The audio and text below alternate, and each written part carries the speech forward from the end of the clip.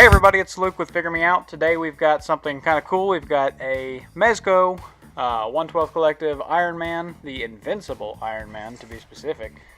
Looking at the packaging, there's the front, here's the side. Got a cool Iron Man helmet, Mezco toys by collectors for collectors. Here's a look at the back. You can see we've got metal components, light up features, a magnetic visor, one scale collectible figure featuring over 30 points of articulation. And on the other side we've got this same Iron Man. On the top here we've got the 112 pose play display, which is what I plan to do. And then on the bottom you got a bunch of stuff in a black print on a black base, so good luck reading that. And let's go ahead and pull this thing open and take a look inside. And real quick, this is just a slip cover here. Once I took that off, there was actually this on the inside, and on this we've got the 112 embossed logo. We've got the little Mezco. Is that an ant? I think that's an ant. I don't know. Somebody tell me in the comments. And we've got the 112 on that side. Top and bottom are the same because this is just a hollow shell. And then there's also this piece of plastic over the front of the figure there. So, in case you were interested. Here he is out of the package, and let's talk accessories real quick. We've got a stand that looks like an arc reactor. That's pretty cool. It's got a articulated arm on there. It's articulated 1, 2, 3 places. It also swivels at the top there, and it can pinch, so that's kind of neat. If you want to take that out and put this in instead, this is a little plug, and what that does is it allows you to use the foot peg that are on the bottom of his feet. He's got little peg holes, and you can use those in lieu of the stand if you wanted to. He also comes with a few sets of hands. The first are just standard fist punching hands. He also comes with these hands that are going to be the open hands. This is the ones that are going to hold the repulsor blasts, and you can fit either these ones, which are more of a beam kind of thing in there, or you can fit in these ones, which are more of a like flight pose kind of, blast sort of look to it. And the peg holes on his hands and feet are the same size, so you can use these interchangeably in either the hands or the feet. One thing to note on mine, I got a little bit of an iron booger on there, because I guess he was picking his iron nose. I don't know, that's a bad joke, but anyway, that's those set of hands. He also comes with a couple of these little rockets here, and these just plug into on his wrist gauntlet here. There is a little area, and it fits in fairly snugly, but once you get it in there, it stays in there pretty good. And there's one of these on either side. There's one on that side and one on this side, so you can have two if you really want to.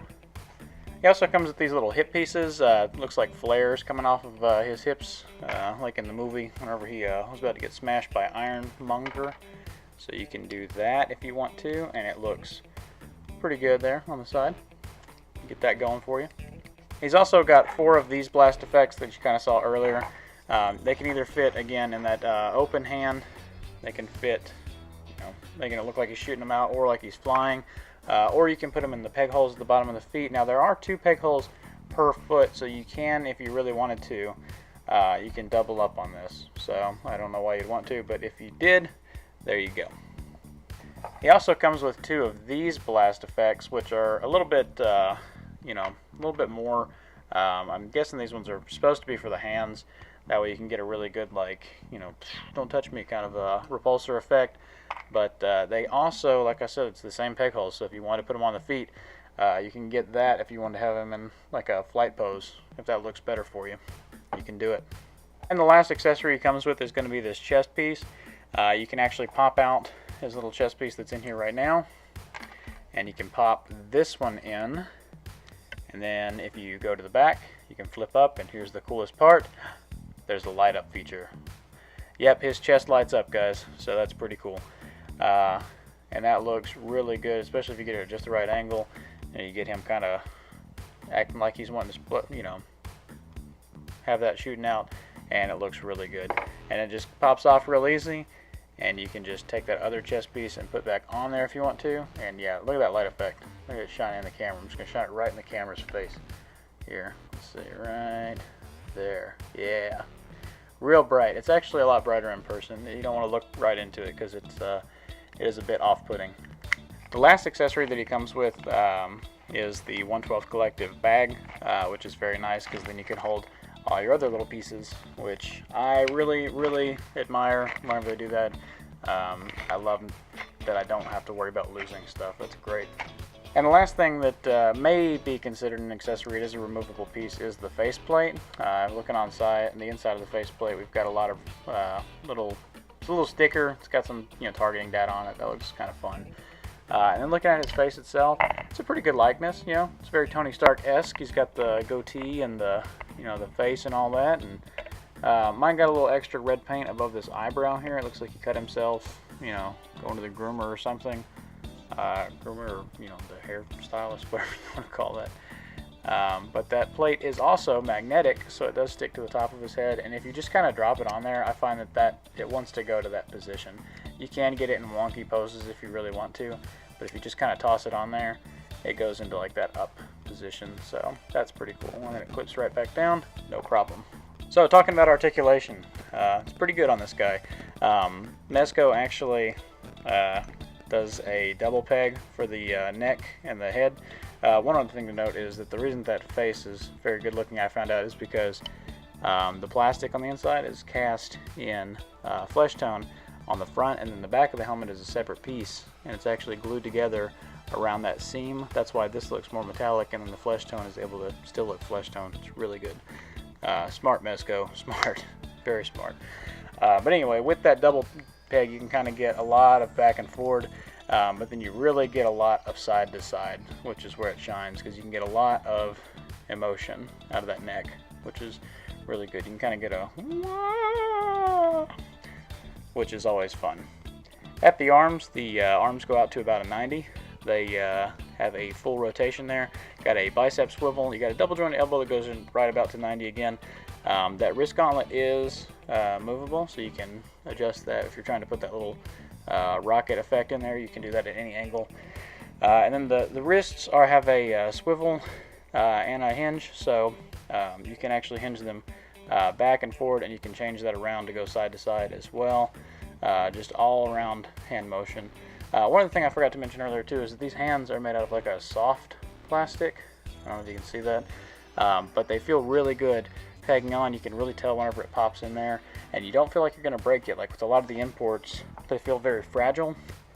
This does not. This does not feel fragile at all, which is very nice. So I like that a lot. At the chest, you get a little bit of side to side motion there, a little bit of back, a little bit of forward. It's a little limited, but he's a guy in a suit of armor, so whatever. Get about what you'd expect. That belt is kind of a floating piece. I think it's connected on the back here.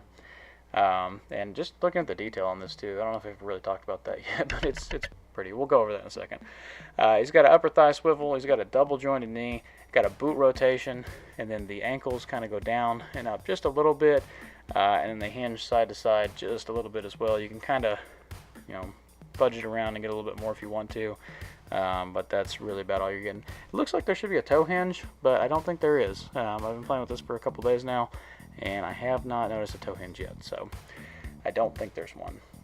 And let's just take a moment to appreciate how pretty this figure is. He's got an incredibly shiny metal look to it. He is part die cast, and you can tell that because he's got a great weight to him. I know you can't really see that in frame, but he's very heavy, so it's got a good feel to it. Looking up close, it's painted phenomenally. I think they did a good job casting between the plastic and the die cast. It's hard for me to tell sometimes what's what. I know that the legs and the arm gauntlets are definitely die cast. You can really tell with like that metal, which I feel like will look even better over time as I play with it and get scrapes and things like that on it. It's just going to look better.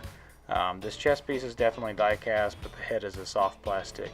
The hands are a soft plastic. The feet I think may be die cast, or either really hard plastic. And then this area in here feels kind of plastic, but I'm not sure. Again, they did such a good job, I can't tell what's what. So that's a testament to how good the figure is whenever you can't even tell, if it's metal or plastic, and it's supposed to be a guy in a metal suit. That's pretty phenomenal. On the back of the knees and the elbows, I don't know if I mentioned this or not, but they have kind of like this sandwich looking effect. It's like they've got 3 layers of hinge in them, which I think does a good job of hiding it, because it doesn't seem as noticeable. It seems like it kind of blends better that way. I don't know if that's intentional, or if that's just the design of the Mezco hinges. I've never really seen them because they're always under cloth goods. So, for a comparison to another Mezco, here he is next to the PX exclusive Black Suit Spider-Man, and I think they scale pretty well together. You know, Iron Man and Spider-Man are probably about the same height. Maybe Iron Man's a little bit taller because he's in a suit of armor, but that looks right to me. And since Mezco does come in at a little bit of a higher price point, here he is next to a few more higher price figures. We've got the SH Figure Arts Iron Man over here, the Tony Stark and Iron Man Mark something. I don't know any marks, so I just know differences in the suits. So I'm not sure which one that is. It's the one that came with the Hall of Armor piece, a couple years old. And then over here we've got the Comic Cave Studios, which up until now was my favorite Iron Man figure. Might still be because he's got the actual light up eyes there as well as the chest, and he is super bright. But this guy is looking, I don't know, it's close. Here he is next to a couple of the other classic Iron Mans. We've got the Toy Biz Marvel Legend one there, and then we've got the Vintage Wave Iron Man from, I don't know, a year or two ago. Marvel Legends as well. That's the Hasbro one, it's the Toy Biz. And this guy also had a removable face mask. And it's just amazing how far technology has come. These are both comic based, and you can see the difference there in those faces. It's kind of like night and day, you know.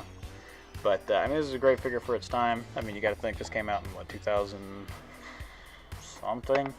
It's at least 15, probably more years old. I can't even remember when Marvel Legends first came out. But this is that Series 1. Iron Man. And here he is next to some first appearance Iron Man. Here he is next to some comic-based Iron Man. Here he is next to some knockoff Lego Iron Man. Here he is next to some movie-based Iron Man. Here he is next to some more comic-based Iron Man. Next to Iron Lad.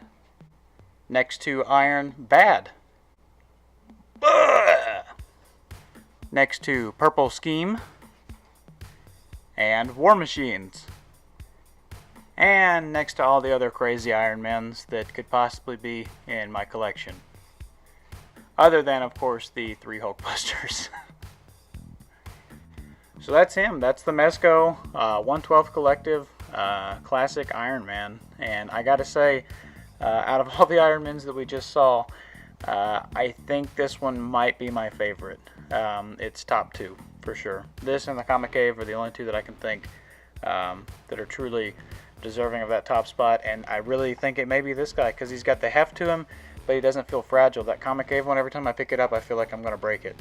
But this guy I've actually been messing around with for a couple days now, and he feels great, he looks great, he's well articulated.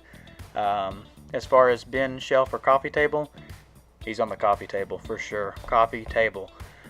This guy's been wonderful. So I'm going to go clean up all these Iron Men and take a few pictures of this.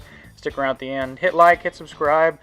Check me out over on Instagram, Luke_figuremeout at Instagram.com. And we'll have some pics up there too. And stay tuned because we're going to have a few things coming in the next few days, hopefully. Got the weekend here, so we're getting to make some videos. And, we'll see you soon, hopefully. In the meantime, keep trying to figure me out.